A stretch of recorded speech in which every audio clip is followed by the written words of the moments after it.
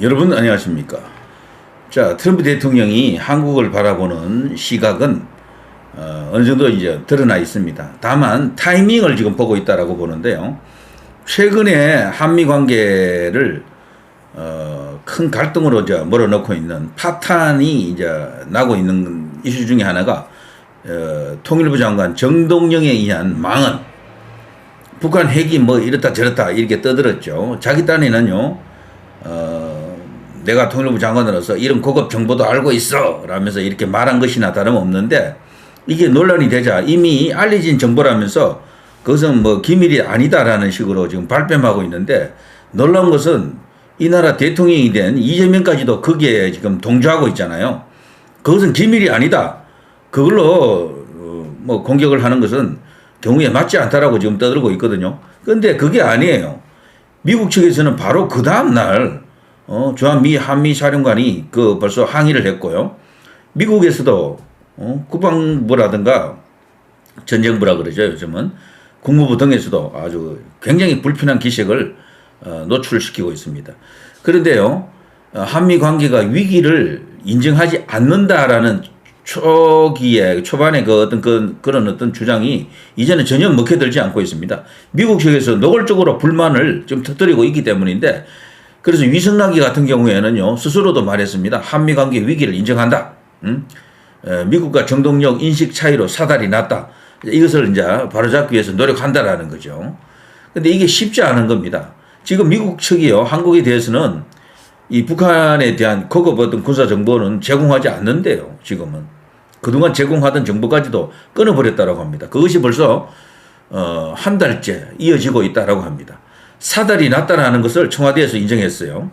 여기에 이제 뭐 이틀 전인가 청와대 이제 유성락 안보실장이 이제 그렇게 말했거든요.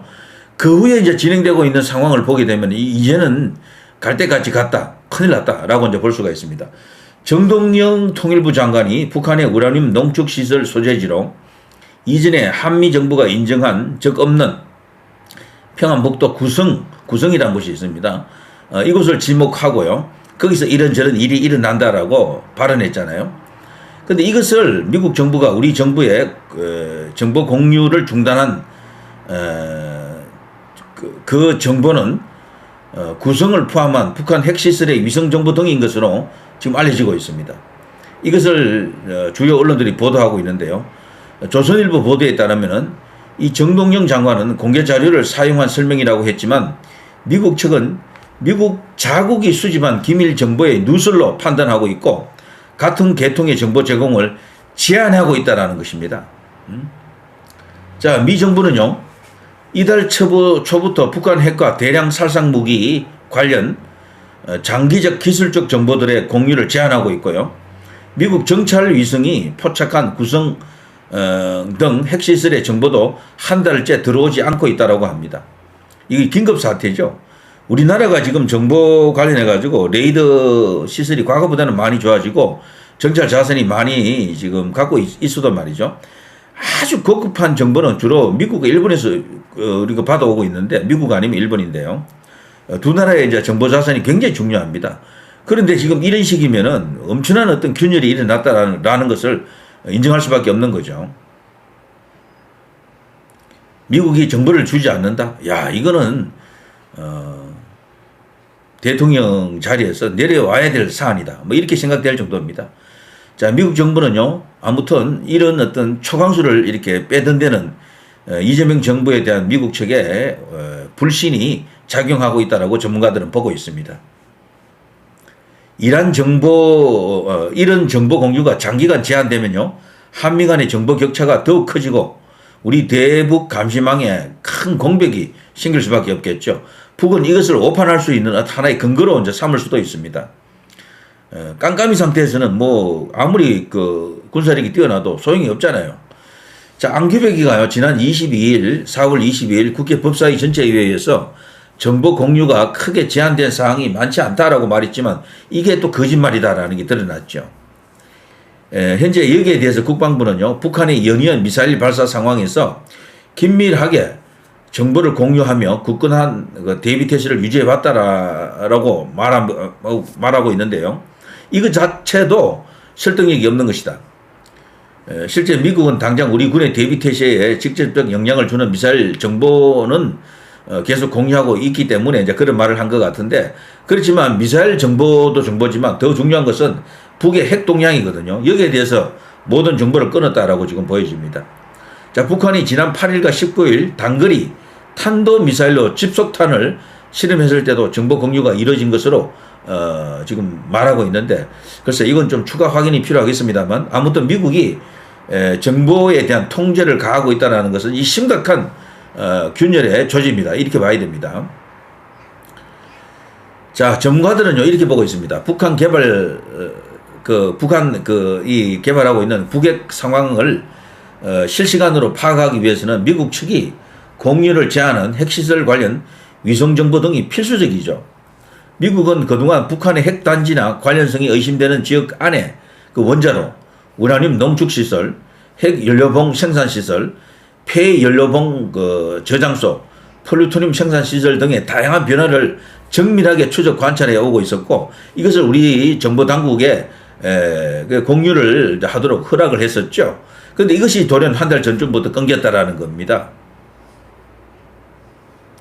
미국의 정보 공유 제한 사실이 알려진 뒤 정보 일각에서는 우리 측 정보 공유도 제한하는 상응 조치가 불가피하다, 이런 어떤 망언을 늘어놓는 그런 인간도 있었다 그래요. 그게 누군지 지금 알려져 있지 않습니다만, 미국이 그렇게 나온다 그러면 우리도 미국 측에 정보를 주지 말자, 이런 이야기잖아요. 이건 갈 때까지 가는 거 아닙니까? 어쩌면은 드디어 올 것이 온다라고 볼 수도 있어요. 자, 한국도 사실요 현재 5기의 군사 정찰 위성을 운영하고 있습니다. 그래서 북한 내 특정 표적을 2시간 단위로 감시 정찰할 수 있다라고 합니다. 그러나 위성 5기로는 방문 주기 사이에 공백이 이제 생길 수밖에 없고요, 완전하지가 않다라는 거죠. 동시다발적으로 복수의 장소에서 벌어지는 활동을 모두 추적하기는 어렵다라고 합니다.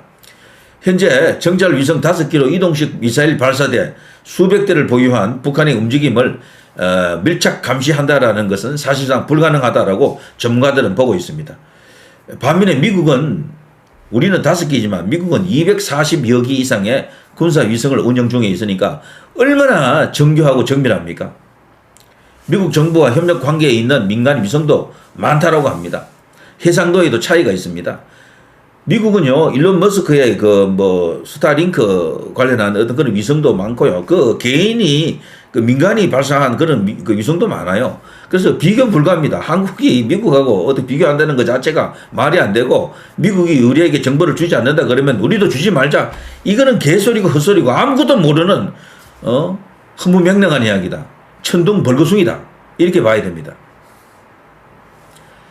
자, 우리 위성의 해상도는요, 30 내지 50cm 수준인데, 가로 세로 30cm 혹은 50cm 정도를 한 픽셀에 담아낼 수 있다라고 하는데요. 미군의 정찰 위성 해상도는 이것보다 훨씬 뛰어난 10cm 미만으로 지상의 사람과 물체를 그야말로 손바닥에 손금 보듯 들여다본다라고 합니다.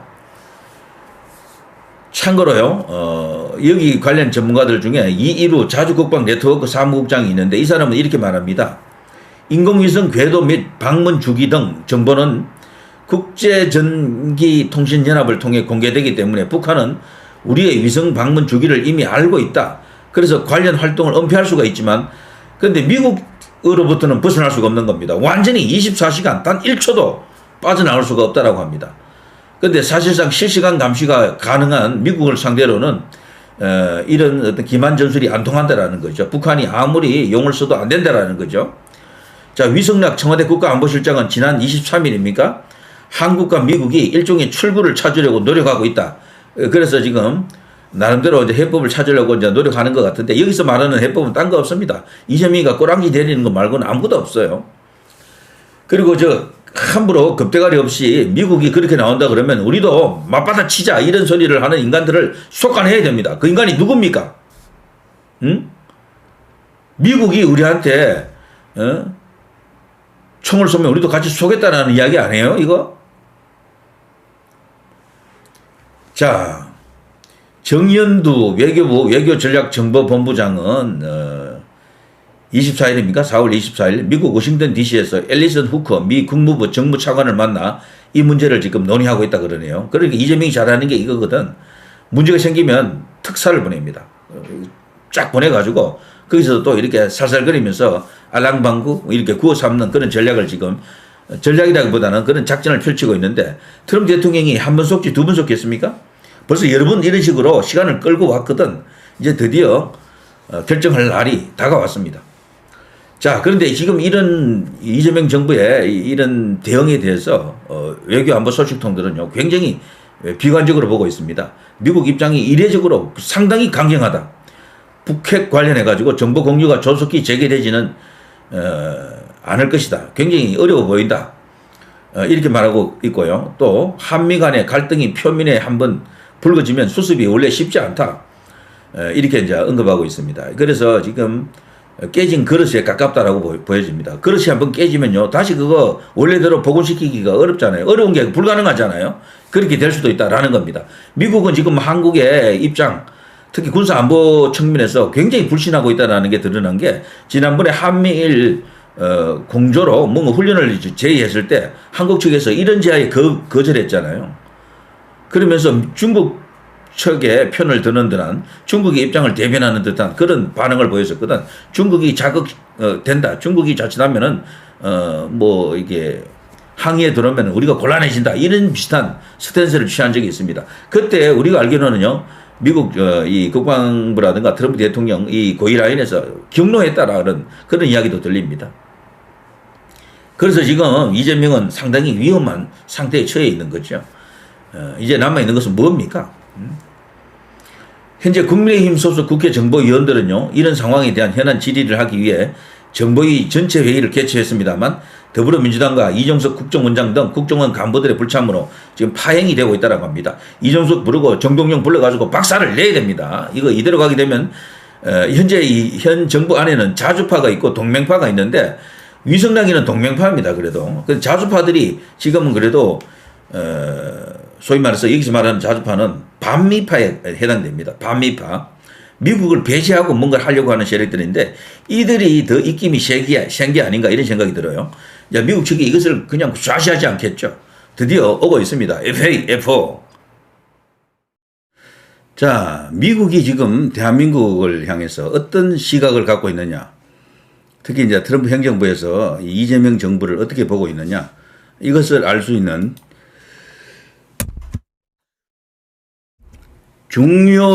아주 중요한 뉴스가 나왔었죠.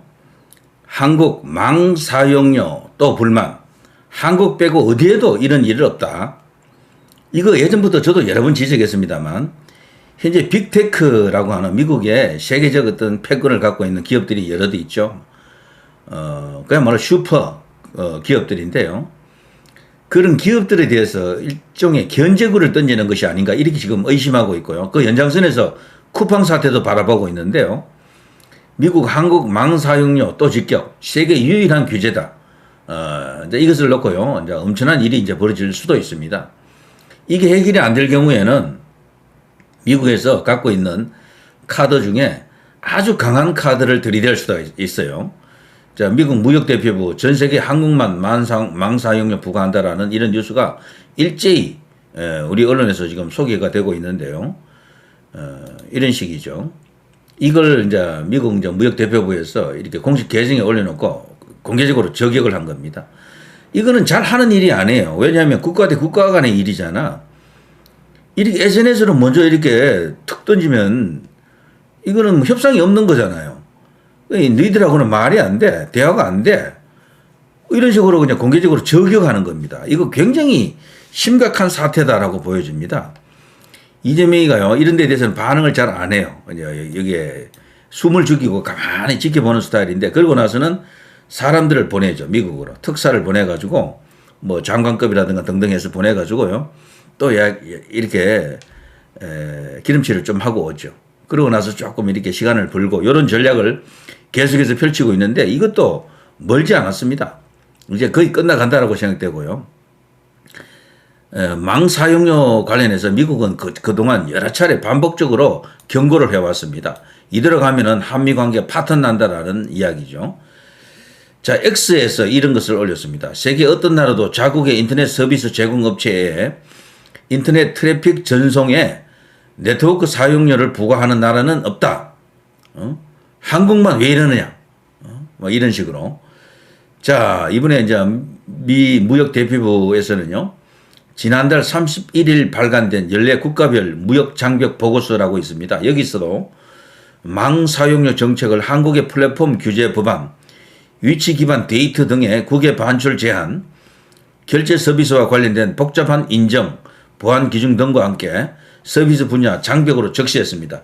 이것은 명백하게 미국의 대표적인 기업들을 이제 견제하기 위한 법이다. 그리고 나가서 미국을 견제하고 대신에 중국의 이제 그런 인터넷 기반 기업들을 끌어들이기 위한 어떤 그런 교활한 어떤 법이 아닌가, 싹한 법이 아닌가, 이렇게 지금 의심하고 있는 그런 목소리도 있죠.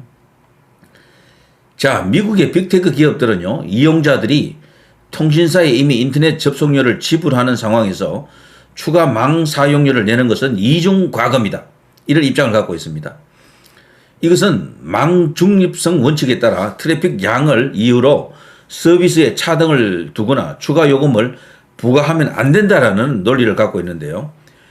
미국 무역대표부의 이 게시글은 미국 수출 업체들이 직면하고 있는 가장 터무니없는, 여기서 터무니없는 이라고 하는 이 단어는요, 영어로는 craziest, 미친 짓이다, 가장 미친 짓이다, 이렇게 지금 되어 있습니다. 외국의 무역 장벽을 제목으로 해서 총 10개로 나뉘어져 올라와 있는데, 이 첫 번째 글을 보면은 몇몇 나라들이 미국산 수출을 막기 위해 얼마나 노력하는지 정말 믿을 수 없을 정도다. 더 별난 사례를 보려면 아래 게시글을 읽어보라, 이렇게 적혀 있는데, 미국 무역대표부에서는 한국의 망 사용료 관련 게시글을 터무니없는 정책의 네 번째 항목으로 소개합니다. 네 번째. 한국의 망 사용료 외에 미국 무역대표부가 지적한 비관세 장벽에는 튀르키예의 미국산 쌀 수입 금지, 일본의 러시아산 수산물에 대한 일부 수입 개방 조처, 나이지리아의 미국산 쇠고기 수입 금지, 호주의 동영상 스트리밍 업체 규제 등이 포함되어 있다고 합니다. 상당히 무거운 이야기입니다, 이게. 이대로 가게 되면은, 뭐랄까요. 지금, 대한민국의 이 이재명 행정부하고 트럼프 행정부 사이에는 충돌이 일어날 수밖에 없다, 이런 생각이 듭니다. 이재명이가 사람, 여러분도 보면 뭐 느끼시겠습니다만, 굉장히 야같잖아요, 어떻게 보면. 살살거리는 것도 잘하고. 그래서 트럼프 대통령을 약간 구슬러서 지금까지는 왔어요. 그런데 이것도 언젠가는 한계가 오는 거 아닙니까?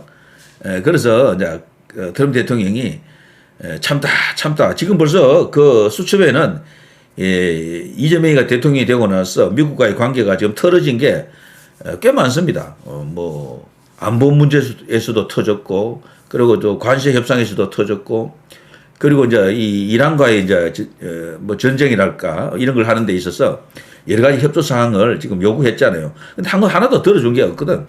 그래서 지금 트럼프 대통령이 볼 때는요, 중국의 문제를 해결하기 위해서도 한국의 문제를 반드시 크게 짚고 넘어갈 수밖에 없는 상황이다, 이렇게 볼 수가 있겠죠. 그런데 여러분이 이제 기억하실 겁니다만, 지난해 11월 한미 간에 이제 관세 협상 관련해서 공동 팩트 시트가 나왔잖아요. 거기에 어떻게 되어 있는가 하면은, 한국과 미국은 망 사용료, 온라인 플랫폼 규제를 포함한 디지털 서비스 관련 법과 정책에 있어서 미국 기업들이 차별당하거나 불필요한 장벽에 직면하지 않도록 보장할 것을 약속한다라고 되어 있거든. 그런데 한국의 이 관련된 법안들은 그게 아닙니다. 미국의 이 빅테크들을 견제하는, 심지어는 그 대표적인 사례가 방아쇠가 될 수 있는 핵심적인 이슈가 바로 쿠팡이죠, 쿠팡. 니들이 쿠팡 하는 걸 보게 되면은 미국의 이제 이 빅테크들을 분명히 정조준하고 있다라고, 이제 이 망통신법 자체가 미국을 겨냥한 법이다라고 보는 겁니다. 자, 이제 미국이 이걸 놓고요, 이렇게 공개적으로, 공세적으로 나오는 것은 뭐 거의 이제 뻔하다. 누구나 다 예상할 수가 있는 겁니다. 이제 협상의 시간은 얼마 남지 않았다라고 보여집니다. 참고로 미국의 빅테크 기업 하면요, 여러분이 다 아시는 것처럼 애플, 마이크로소프트, 알파벳 이게 구글입니다. 구글, 유튜브 이런 것들이 알파벳에 들어가요. 그리고 아마존, 뭐 메타는 여기에 인스타그램, 페이스북 이런 것을 갖고 있는 것 되고요. 엔비디아 뭐 이런 데죠. 자, 이런 세계적, 그야말로 세계 이제 주식시장 그 총량을 이렇게 비교하게 되면 1위부터 뭐 거의 10위 안에 다 들어가는 그런 슈퍼 기업들입니다. 이런 기업들을 니들이 감히 견제를 해? 미국이 갖고 있는 가장 큰 어떤 그런 힘, 이런 것들에 대해서 한국이 법으로 견제를 한다? 있을 수 없는 일이다. 그리고 그거는 너희들 한국 기업을 위한 것이 아니라 전국적으로는 중국에 어떤 특혜를 주기 위해서 그런 것이 아닌가 이렇게 지금 의심하고 있는 거죠. 쿠팡 사태도 그것 가운데 하나고요. 그래서 이번에 이게 해결이 잘 안 될 경우에는 여러분은 뭘 기대하십니까? 마두로처럼 혹은 아니면 이란처럼 아니면 세컨더리 보이콧 뭐 이런 것들 생각하실 수도 있겠네요. 자, 누리 PD 김준희 TV였습니다.